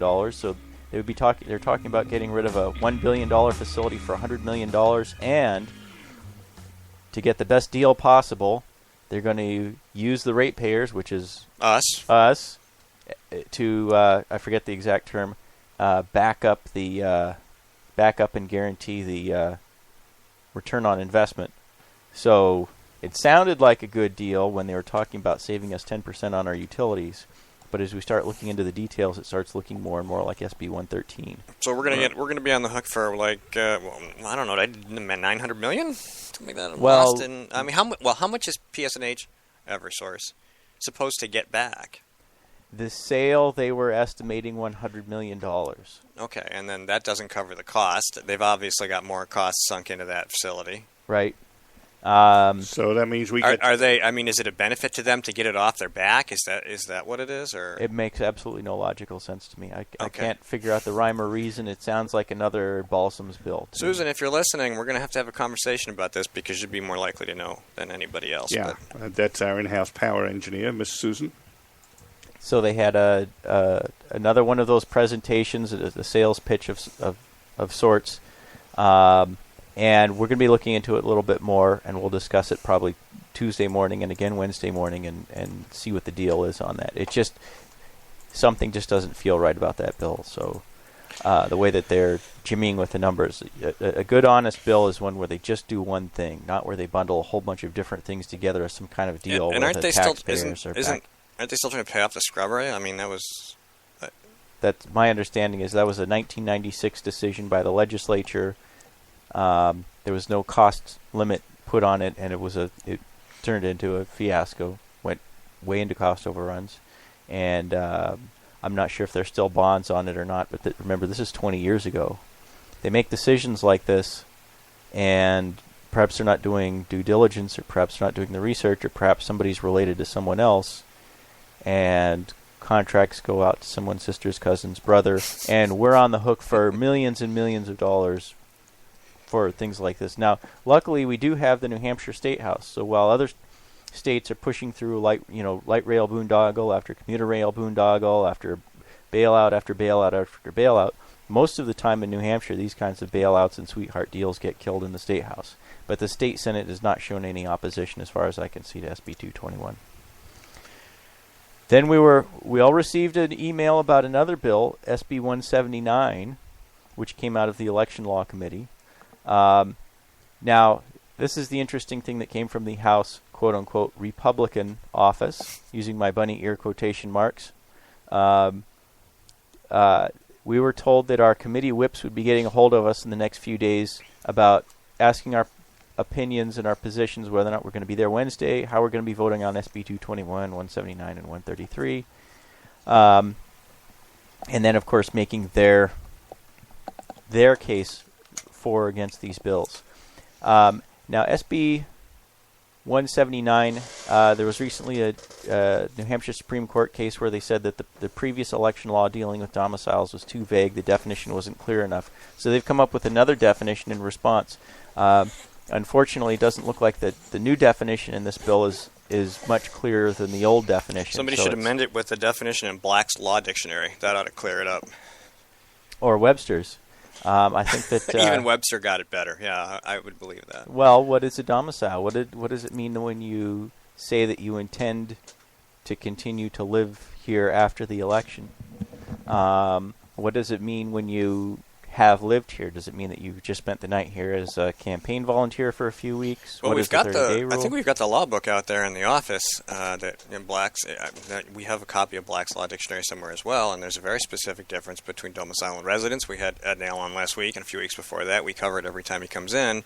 There's a very specific legal definition which has no applicability to anything that happens in New Hampshire whatsoever, except, well, with regard to voting. It does apply to other things. For example, if you want to go to UNH, where you can vote in New Hampshire if you're from, say, Texas, but you have to pay out-of-state tuition because you don't live in New Hampshire, but you can vote here. So there's a situation where domicile makes a difference. And yet, because they get to vote here, other states don't allow you to do that. Some other states don't allow you to do that. Because they get to vote here, they get to complain and say, hey, why do I have to pay out-of-state tuition? I live in New Hampshire. Even though I'm from It's been a while Hawaii since we've pushed that. or Massachusetts. They've tried that in the past, that if you vote here, you get to pay in-state tuition. And that didn't go over very well with the Democrats, of course. But if we had a Republican governor and a Republican legislature, we could fix it. But until we have a Republican governor and a Republican legislature, we can't fix it. Right, because we could make UNH pay the price of letting their little kiddies vote. Right. So we either get them to enforce it by saying if they vote and they pay out-of-state tuition, the next year they pay in-state tuition.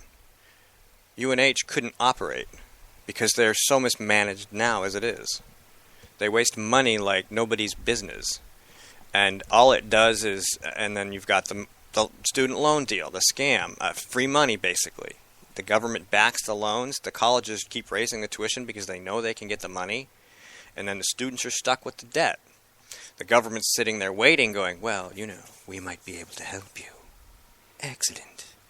Mr. Burns. Mr. Burns. Yeah, and everybody becomes an indentured loan slave. Right, to the U.S. government. And we got rid of indentured servitude quite a while ago. Yes, if you want passage to the New World.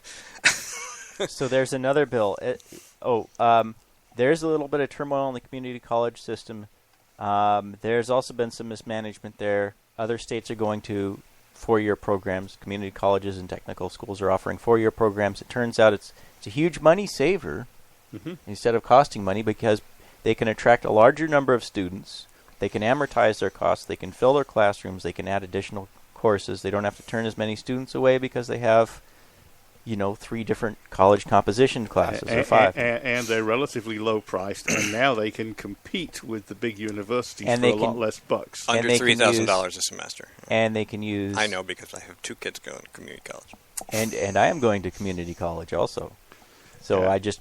And my grandson's 10 seconds. We're going on break. Going to community college. We're going to come back and continue this conversation. I got to cut you off, Mike. Sorry, we got to do our business, and I'm going to wait for this to go down to 29 minutes. There we go. Be right back. Hi, this is Rich Gerard, host of Gerard at Large in the Morning, the Manchester area's only locally owned, locally operated, focused, and interested riveting radio show, heard live every Monday through Friday from 6 to 9 on 90.7 FM WLMW New Hampshire Family Radio, and available 24/7 live or archived at GerardAtLarge.com. Be sure to tune in.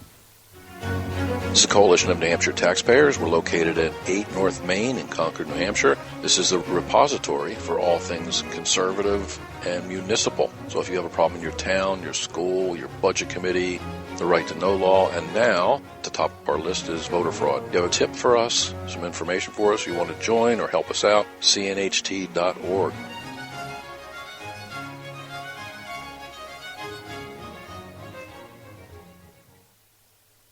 GrokTALK. 3, 2, 1.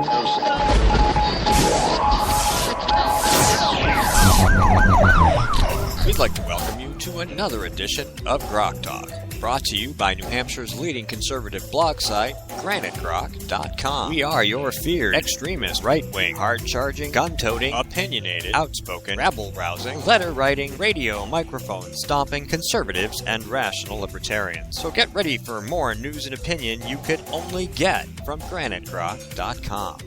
GrokTALK. All right, we are GrokTALK. Max Abramson is with us. Mike Rogers, of course, who is thank God for Mike Rogers, because I could never do both of these boards and all this other garbage at the same time. That's a two-way thing. Steve works the stuff that I can't. Hey, am I muted or am I on? No, you're on. Okay. The music's a little loud. Let me turn it down. Yeah. So Steve does the stuff that I can't, so it works. It works out pretty well. And once again, Show 100, we're going to continue to move forward with. We'll try new things. We'll see if we can attract all kinds of different sorts of guests, but I really like the 3 co-host format. I think the engagement is good, and we don't have a lot of dead air, and there's always plenty of things to talk about, and everybody's got something they want to say, and I think that's excellent, and we will continue to do that as often as we can, even if it's not just us or whoever, So, here we go. So community colleges. Community colleges, that's where we left off. More and more of them, at least 11 states, have gone to standard 4-year degree programs through community colleges and technical schools. Recently, New Hampshire Technical Institute was rated by an independent group as offering the best bang for the buck in the whole country. In other words, for the low cost, for the small amount of money up front, $200 a credit, you're able to get on a 2-year degree as good a rate of return, something like $60,000, $70,000 a year. So the people who are graduating from New Hampshire Technical Institute are making as much on average as people getting bachelor's degrees and sometimes master's degrees in other parts of the country. And they have an outstanding video game programming major that I'm trying to get one of my kids to go to. He's like, I don't want to go to Concord. I'm like, yes, you do. They do. They do? My grandson is an expert in video game programming. Yeah, it's I forget what it's video game technology or graphics or something, but it's for people who want to design games. We have one class. He spent 11 years doing that at something called Camp Robotech, which I'm shameless about shilling for. These folks put on summer camps for kids that teach them how to program computer stuff. Yep. We have a Young Americans for Liberty at Great Bay Community College. I'm the organizer of the thing. Mm-hmm. And our big project is developing a 3D game using the Unity 3D engine and the assets that are available, freely available assets that are available from the asset store. It's all completely a duocracy. It's all completely independent, and developing something with a liberty theme to it, a game with an actual story that has a real liberty theme to it. And we've been working on it all semester, and we're just about ready to go forward with it. And there's only one class at the entire college on game development, and yet, of course, there's a tremendous amount of demand and there's a tremendous amount of interest. But they have something like 4 or 5 different prerequisites that you have to take, like 5 classes you have to take before you can take this one game development class. And I think it's kind of a sham, because I think they realize there's a lot of demand for it. They could go so much farther with that class. I would see classes packed anyway. The other colleges that you have to go to for this kind of thing. A friend of my son's is going to Becker College, $46,000 a year for a video game design degree. Mm-hmm. Obviously it's 4 years, so you're going to take everything you need to take in a 4-year school. But we told our kids, we said, look, go to community college, 2 years. I don't care what you get it, even if it's just liberal arts, because you need those classes anyway if you're going to go to another school and get a gaming degree. Get that garbage out of the way now at $3,000 a semester, so you're not paying $46,000 a semester for it, because you don't have that much college money. You can't do it any other way. Yeah. So that's what we told them. And of course, NHTI is not expensive, but it's like you have to see the value. They don't see the value. They're young. They don't go, I don't want to go there. So the interesting story to that is my grandson actually looked at this the other way. He wants to go to either Worcester Poly or UMass Amherst for their technical and computer programs, and he actually gets a discount at Worcester Poly because of the summers he spent at Camp Robotech doing video game design. Mm-hmm. And yet he thought about it and he said, I'm going to go to Bristol Community College. This is in Massachusetts, not too far from him, and it's come on in leaps and bounds the last few years. I'll do my first 2 years there on the cheap, get my skills up, and then I'll go look at one of these other two. You could go, if you go to a community college for 2 years in New Hampshire, you can go to SNHU for another 2 years for the same price. Oh, is that interesting? I don't know if they're still doing it. Oh, his dad's half thinking about moving to New Hampshire from Massachusetts. Not sure if they're still doing it, but that's where it was last year. Wow, that's a see. And you can carry all your credits with you, obviously. The stuff you learn here when you talk to parents of students who are wrestling with him. Fill out the application. He's not listening, so I can just say this stuff if I want. I did not know that. Get your transcript. Yeah, I would investigate it to make sure it's still the case, but my wife's like, you know what I heard? The grandson. Of course, you could go get a job at SNHU and then it's free. Yeah, the grandson's having the same kind of motivational issues, but he has at least made the sensible decision not to waste his money on the first couple of years at top price until he's boosted up some of the other skills that the school wasn't teaching him. And so the other grandmother lives a lot closer, so she leans on him for us. All right. You mentioned other legislation we might want to talk about? SB 133, we've been talking about workman's comp costs for years and years, and we finally have majorities in the House and Senate to do something. Unfortunately, the bill that has come through is far from ideal. Is it garbage? I wouldn't say it's garbage. You look at the wording of it, it doesn't appear that there's anything really wrong with it, except that effectively it would institute price controls. And according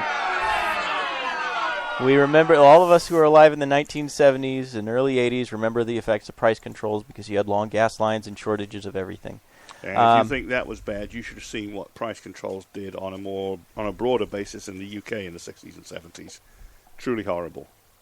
Shortages of everything. If you can't make money supplying something, you don't supply it. Correct. So then you get none. Which is why right now it's cheaper to use bolivars than toilet paper in Venezuela. Mm-hmm. Wow.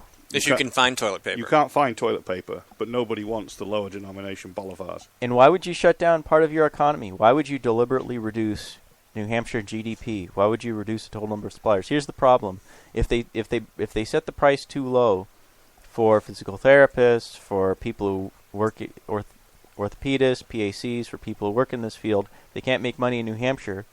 We don't have any control over somebody going to Massachusetts or Maine or Vermont or Connecticut or anywhere else for their primary care provider, chiropractor, whoever's dealing with your injury. So they go out of state. We can't price control what happens in other states. So doctors, instead of opening up offices here, physical therapists, instead of opening up offices here, might just go to another state, pay their state income tax there, and not have to deal with New Hampshire's legislation. That's my concern.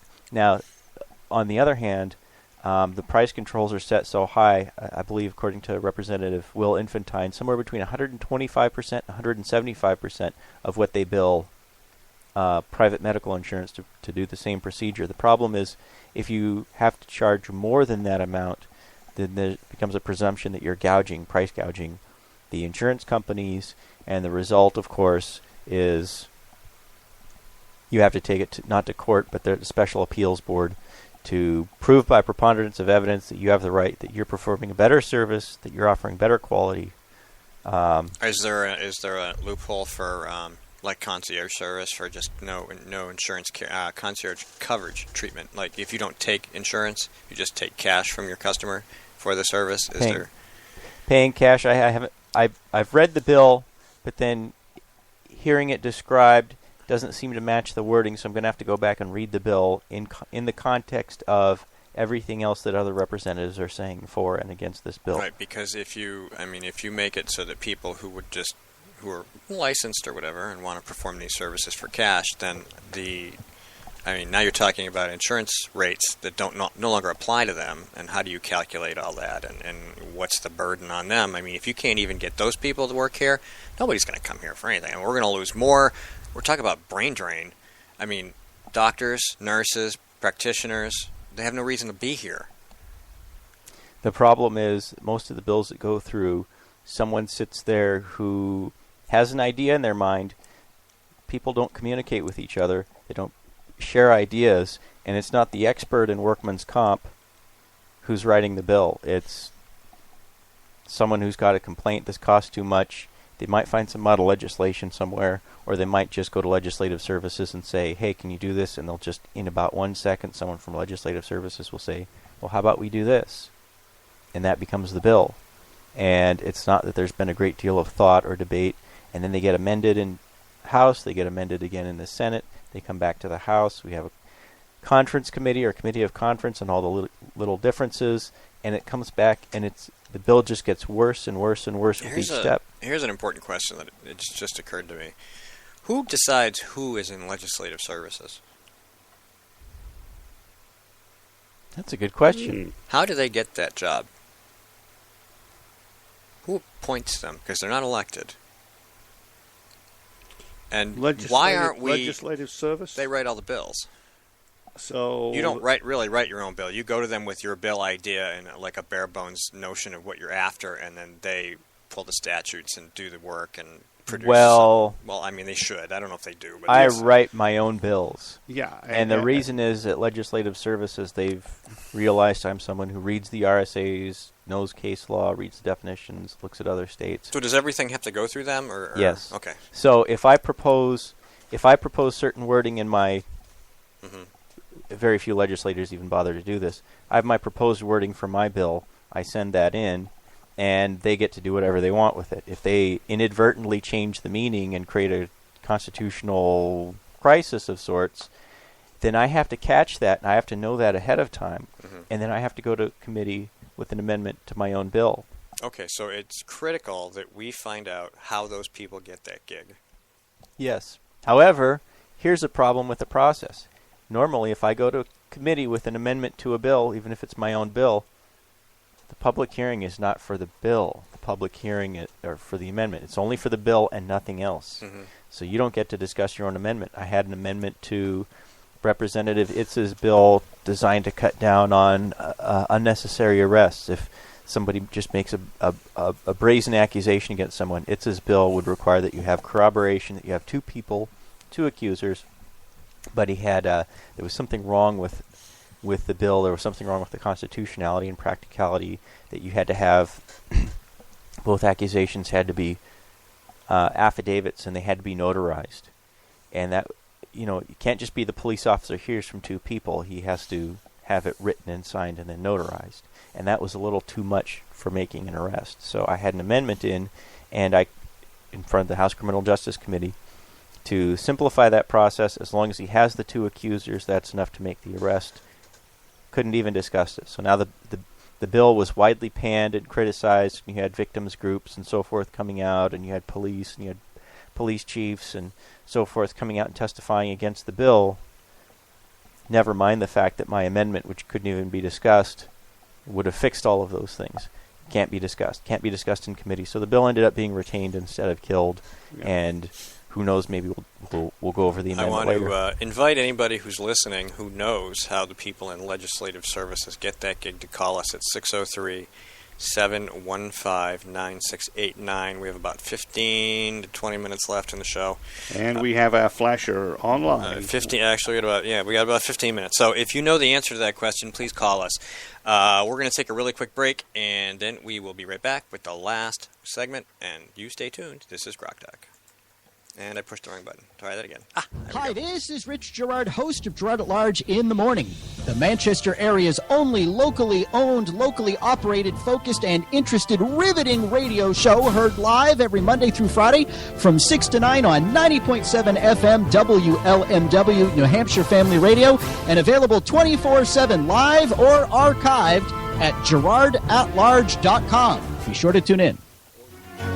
This is a coalition of New Hampshire taxpayers. We're located at 8 North Main in Concord, New Hampshire. This is the repository for all things conservative and municipal. So if you have a problem in your town, your school, your budget committee, the right to know law, and now at the top of our list is voter fraud. You have a tip for us, some information for us, you want to join or help us out, cnht.org.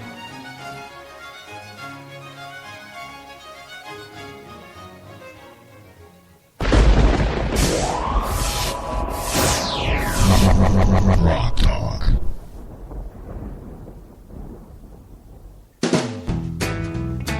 I was talking. I'll just edit that gap out. But for those of you listening live, you got a little dead air. My apologies. We've had plenty of dead air in the past. No reason to stop. It's an important feature of this program. I think we're actually managing quite smoothly here this Things morning. have gone very well up until the last 2 minutes. Yes. Yeah, everything's humming right along. And we are, after all, lovable amateurs. Well, Microsoft used to do that all the time. That someone would identify a bug. Instead of fixing the bug, they found it was cheaper to list it as a feature on the box. It was a new feature. They did that several times. Well, we have a lot of features. Mm-hmm. Yes, we do. Yes, we do. So now with dead air. I'll forget that. Now, GrokTALK. Now with dead air. Okay. So anyway, what do we got left? Padding time for thought. That's right. We were pondering. And again, a call for how best to a call for anybody who knows how the legislative services department get appointed, selected, employed. Who packs that cabal, huh? Exactly. At 603-715-9689. That's the number for GrokTALK. You can always email us or text us or whatever if you know the answer. Facebook, Twitter, Granite Grok. Send us a message. Send us a link.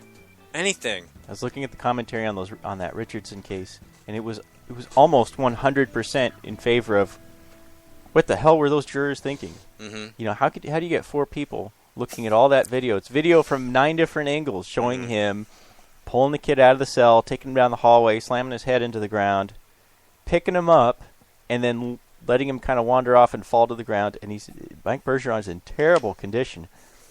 And then Adam Laurent walks right up to him, and he's smiling, and he sprays him right in the face. And you know what he said? He said he saw Richardson was going to pull his taser, that he'd pulled his taser out. Well, you look at the video, and the video shows he's not touching his taser. Richardson isn't touching his taser. Adam Laurent, who's now a former police officer, is suing the town of Seabrook for lost wages for being fired. Ironically, he was put on, one of the officers who was put on paid, what do you call it?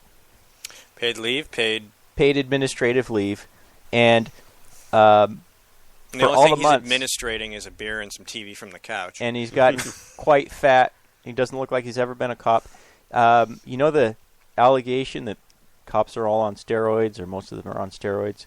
Well, when you stop taking steroids, your muscles get flabby, your gut gets flabby. You still have these big muscles, but they're just immovable flab, and they're just in the way. Eventually they compact back down, but they're steroids do make you angry. Former steroid muscles, yes. Well, I happen to notice that both Adam Laurent and some of the other officers, former officers, was it 2 or 3 officers who were fired for this? Adam Laurent had those soft, flabby, formerly steroid muscles. And he got off the stand, and he was so tubby. And he was shorter than I remember. But it seems strange. He didn't look like Adam Laurent at all. He's got a strange kind of goatee going. He looks terrible. But he's put on some weight. He's pretty flabby now. Versus in the video from 2009, he looked very fit, and his muscles were hard, and he looked like he was in. So when you're administrative lead, you don't get steroids? Right. Okay. I think that's what happens. Now I talked to a guy who he sold steroid alternatives, and he knows guys who sell steroids, and they say their biggest customers are cops. Mm-hmm. Well, that would be bad for the anger management problem. Yes, because even the over-counter ones, like the ones they advertise for everything from getting fit to your prostate to your ability to get an erection, all of this stuff. If you go research all this garbage, all of it, the commenters and everything talk about how it makes you angry, and these aren't necessarily steroids specifically, but you can get a serious case of roid rage without the roids, and that's not something you really want to have. No, some of this stuff, your blue pills are something closer to blood pressure medication. Those are, that's different. That's just for that. But some of your other stuff that are actual steroids, and the stuff they use for allergies, which is steroid based as well, or for asthma, which is steroid based. They put on mass, and they do get angry. It is a problem. We were always taught to stay on that stuff for the least amount of time possible and get off it fast. If you had to take steroids for medicine, the goal was to get off it as fast as possible before any long-term effects kicked in. Correct, because there are uses, very, very valuable uses for short-term treatment, but you don't want to be stuck. I was going to say, why did anybody say to the jury, how would you feel if the cop, that was you, that the cops is treated that way, based on the video you just watched? How would you feel if you're the cop, if or you were the victim, Bergeron? if you were Mike, if you were the one being thrown against the wall, pepper sprayed in the face? I think that the prosecutor did say something like that. Okay. Now, they spent a good deal of time. Judge Delker was the judge, the same judge for my case. Also, he was also working for the Attorney General's office. He was the prosecutor from the Chad Evans case. And he allowed a tremendous amount of arguing and debating, not just on cross-examination where usually anything goes, but he allowed arguing and debating on direct. So you'd have an attorney bringing witnesses up, and they're not debating, they're not discussing facts. What did you see? What did you hear? What did you experience? Well, wouldn't you agree with me that yada yada yada? And wouldn't you agree with me that could be excessive force? And wouldn't you agree with me that some people yada yada yada? And I thought, that's not a trial at all. A trial is supposed to be a trial of facts. Yeah, that's putting words in their mouths at the very least. So Leading there's the witness. Well, it's worse than leading because these are issues of agreement that are supposed to be handled by a jury. In the old days of common law, the whole point of having a jury was, breaking the law, committing a criminal act. It wasn't just that you were doing something wrong, but that it was so horrible that no one even had to debate it, discuss it. If it's rape, it's murder, it's theft, it's such a horrible crime, it's such a horrible act against another human being that there's no discussion, there's no doubt about whether it's right or wrong. There's no question about it. You don't even have to have a law. In fact, we didn't have, statutes. We had common law. The courts interpreted natural law. We had the law, and there was actually a book called, quote, The Law, capital letters. And that was the law in New Hampshire. Wasn't it? Or was it? No, it was just Black. laws that were maintained by the courts. And the state legislature, the general court, had the authority to step in and supersede the law that was developed by the courts because they were in a superior position in New Hampshire.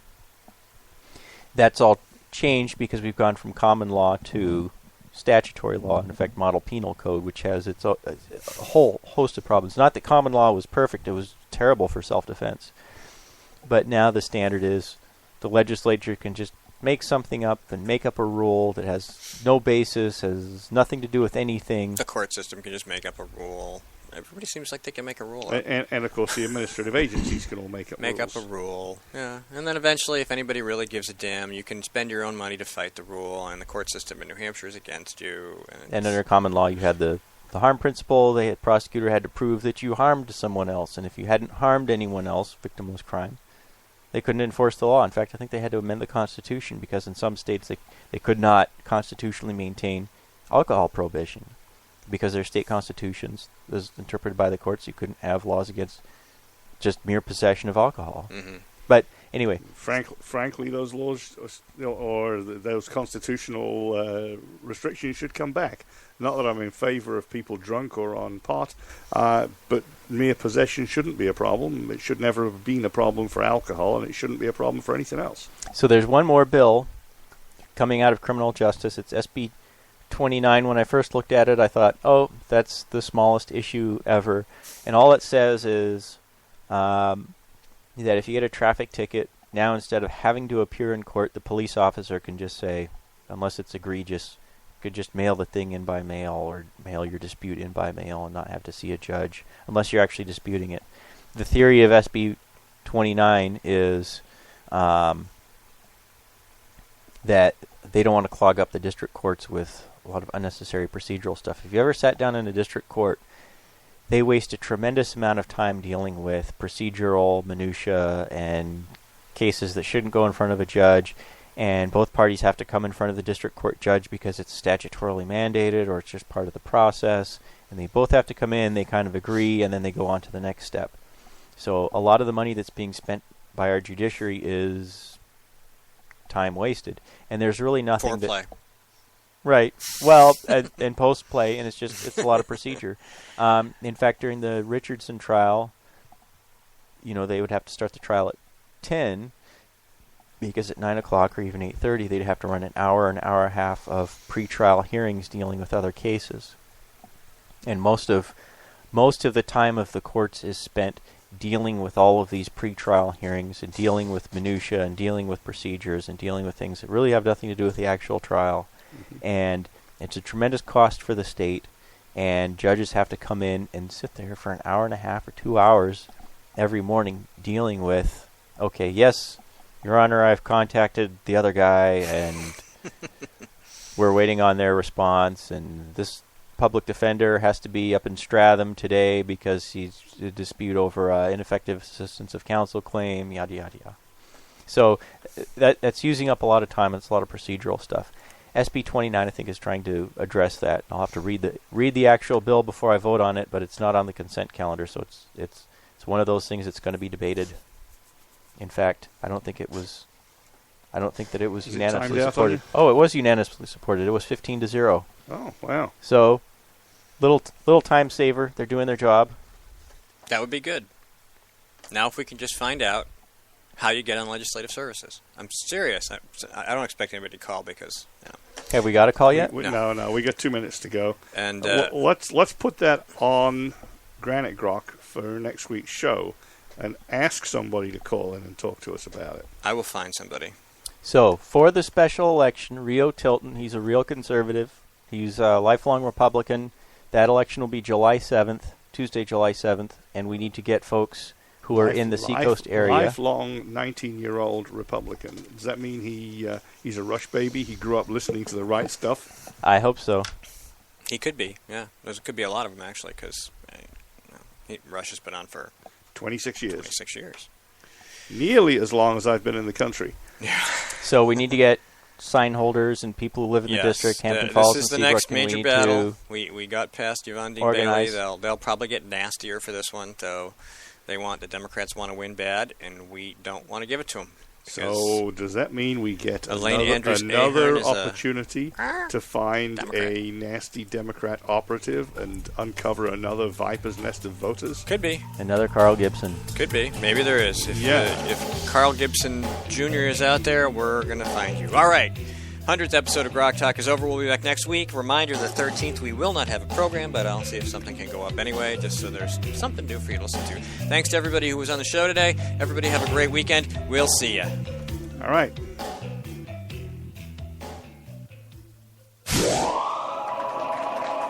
Yeah, baby! When asked whether she still supports Obamacare, Senator Jeanne Shaheen said, Yes, I do continue to support the law. We're beginning to see some positive results.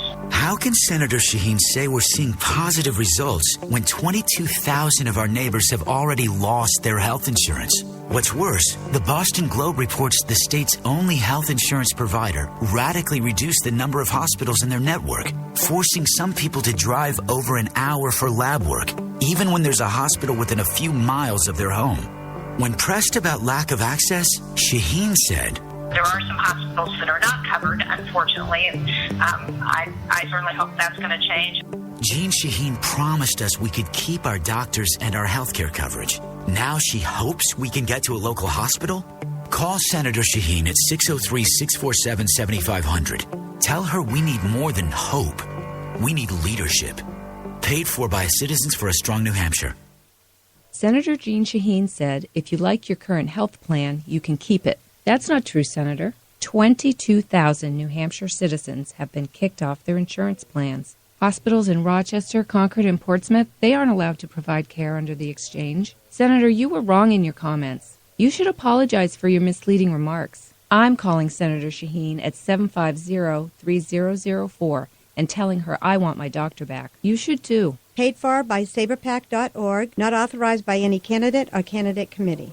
All of the music on this program comes to us through Creative Commons licensing from Kevin MacLeod at Incompetech.com. The opinions expressed on this program are those of the speakers, and not necessarily those of CNHT, GraniteRock.com, or anyone else for that matter. Grok Talk.